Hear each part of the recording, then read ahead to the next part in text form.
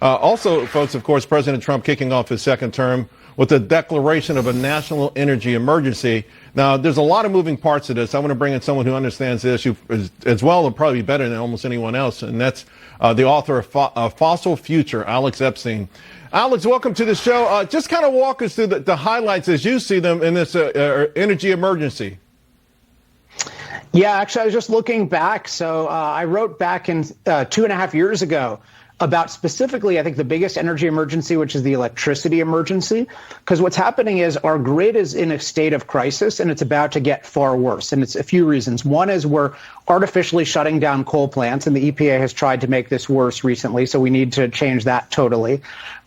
We have artificial demand through forced electrification, especially EVs.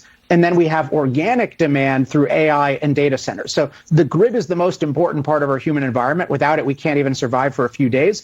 And the policies of the previous administration and then some bad policies before that have put the grid in particular in a state of crisis. And I think that's the centerpiece of the energy emergency declaration. Right. And we really need to wake up. This has just been, I've been warning about this for years. So it's good to see that we're actually trying to address it now. Yeah, I was going over 25 points in the in your energy freedom plan, and limit, stop, and minimize. Right? If you could it just seems like, hey, stop anti-development, stop inflating permits, end forced electrification, unwind whole government, withdraw from the Paris Accord.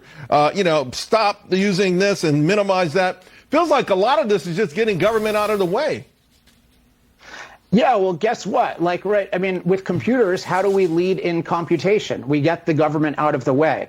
What we need is, the government needs to do certain things. It needs to set pollution standards and enforce them. It needs to protect people against legitimate endangerment, like things exploding. But the government has totally failed to do that in nuclear, in electricity, in permitting. And so what we have is this has all been dominated by people who are against human development and specifically energy. So our energy policy has been dominated by people who hate energy. Granholm knew nothing about energy. She was just against energy. She was literally a keep it in the ground type. Holland knew nothing about energy. She was just against development. Right. So we have a really good, one of the most promising things is the people who are in the new administration are really impressive in terms of who's running Interior and the Energy Council. We have Burgum, we have Chris Wright at DOE. Lee Zeldin has made some great picks at EPA. We've got a good FERC chairman. We've got a really good NRC chairman. So very excited by the personnel. And I think they are all really committed to unleashing American energy. Well, Alex, like you said, you've been talking about this for a long time, and you've kind of set a blueprint for others to follow.